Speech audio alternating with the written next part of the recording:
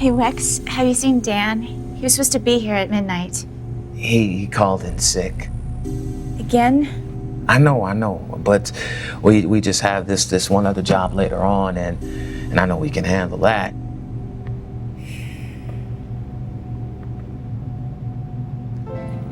Would you like some tea? I was gonna make some for myself, and I could make 2 cups just as easily as one. I would like that very much, thank you.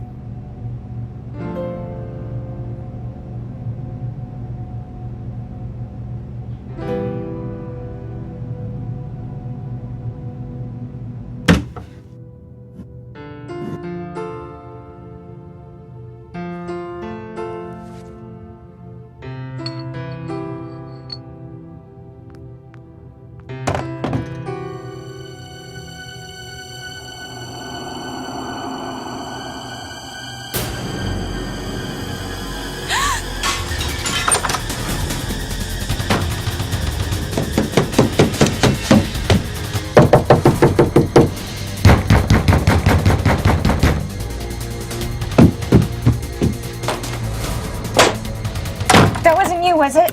What? There's somebody else out there.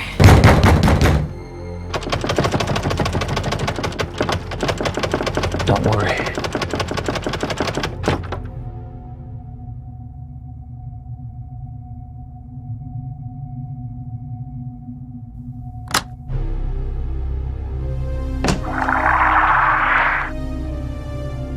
Feel the fear. Feel the fear.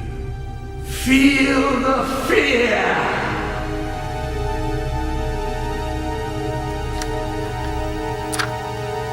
Ah, you're here for the Feel the Fear session, right? You must be Edgar. We weren't expecting you till later. I visit you from the grave. You're really gonna need a lot of work. You did have us going at first, though.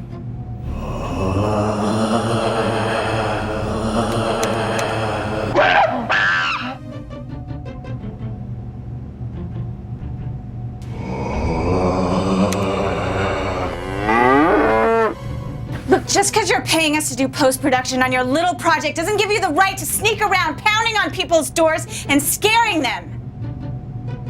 Will you excuse us just for one moment, please? Thank you. Kat, listen, things are kind of slow around here right now, okay? And we really need the money, so let's just do the job and get this over with, okay? Please? Do you not fear me at all? No, it's not that. It's just, you're actually not the first ghost that we've had. Just the lamest.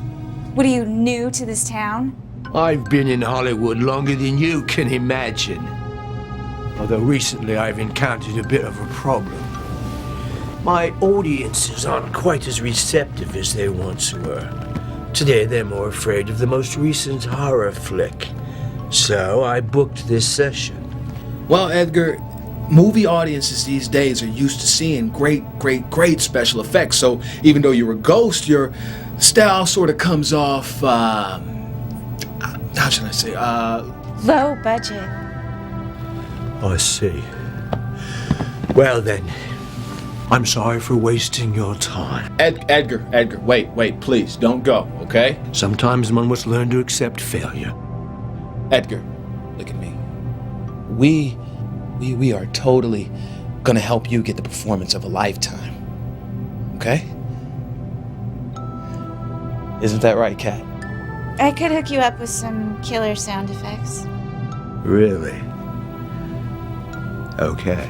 All right, now, first off, let's get you a new look, because this whole dark red look that you got going on, Edgar, I gotta be honest with you, it's just sort of played out, you know? It's like we're developing pictures in here.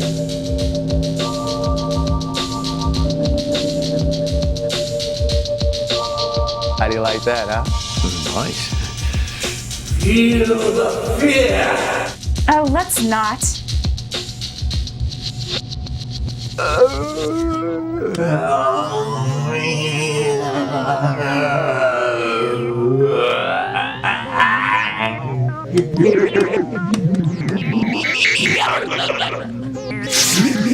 Good,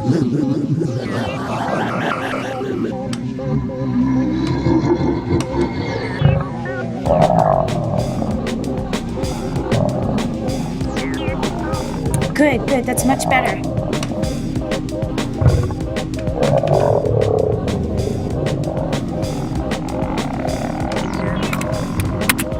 That's great, man. We did it. Good job, everybody. Good job, you.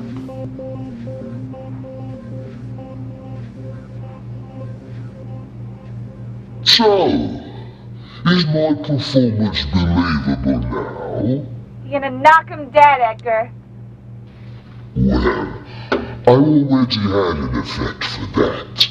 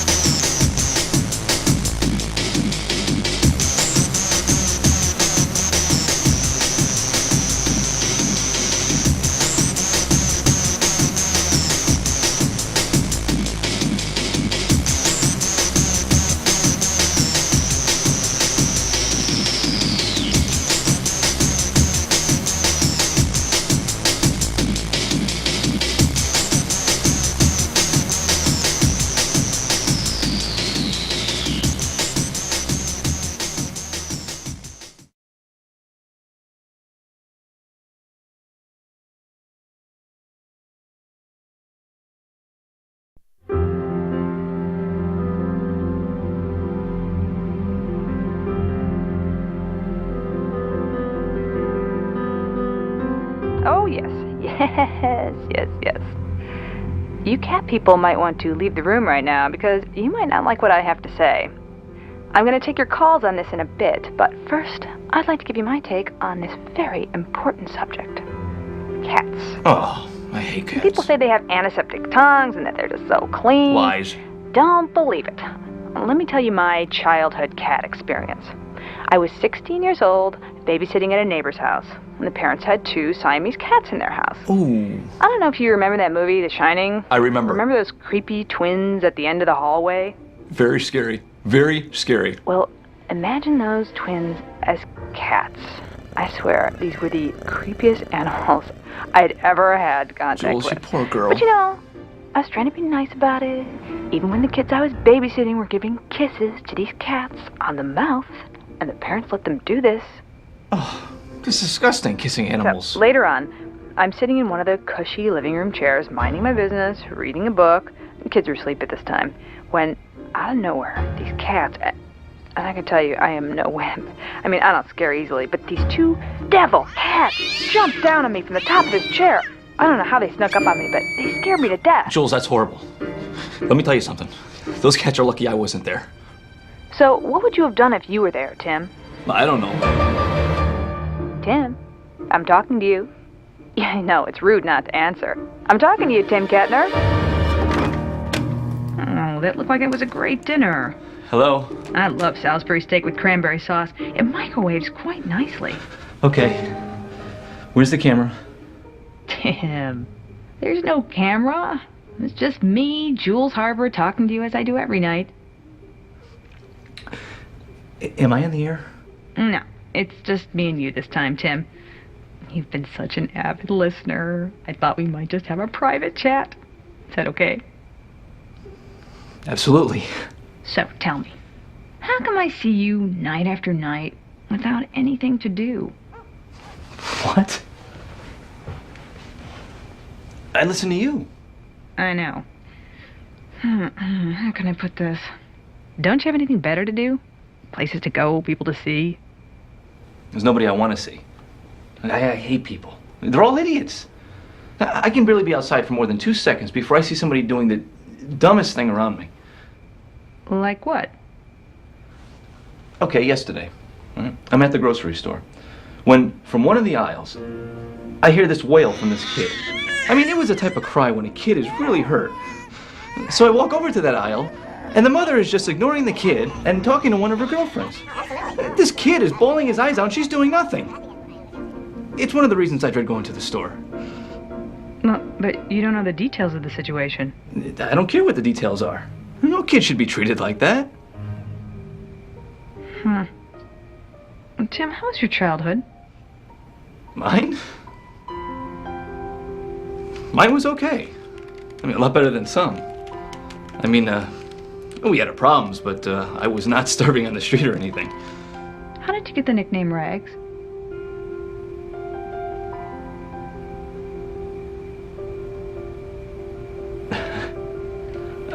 How did you know that name? You know, you talk a lot during my show. Don't think I'm not listening.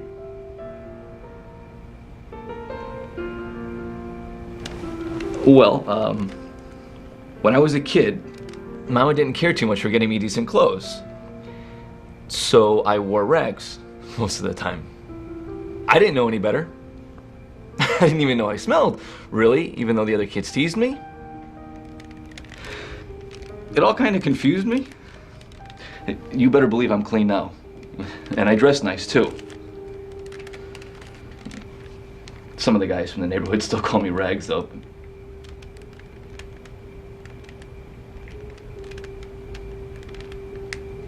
Can you still hear me? I'm still here. What happened on your 12th birthday? I remember my dad happened to be staying with us that day. I made a drawing of him drunk on the kitchen floor, and my little brother thought it was hilarious. Later that day, I was at the store. My dad found it and assumed it belonged to my brother. He never took well to beatings from Dad. Do you ever talk about your childhood with your parents? That could at least heal some of the wounds. No. That wouldn't have done any good. My brother tried that years ago. It didn't work. My parents just say how much better their lives would have been had they never have had us. Growing up, when they said that, we all laughed, like it was this great joke. Now I believe they were telling the truth.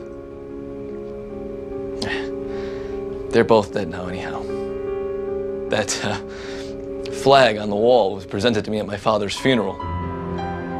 Doesn't mean much, really, just goes well with the poster. Tim. Jules. It's okay. You didn't do anything bad.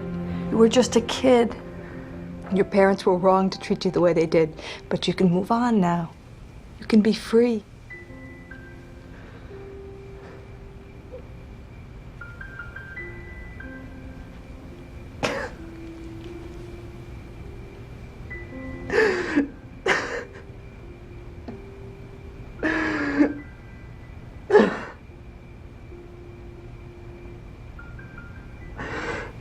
I just wanted their love so much. I know. You and your brother were good kids.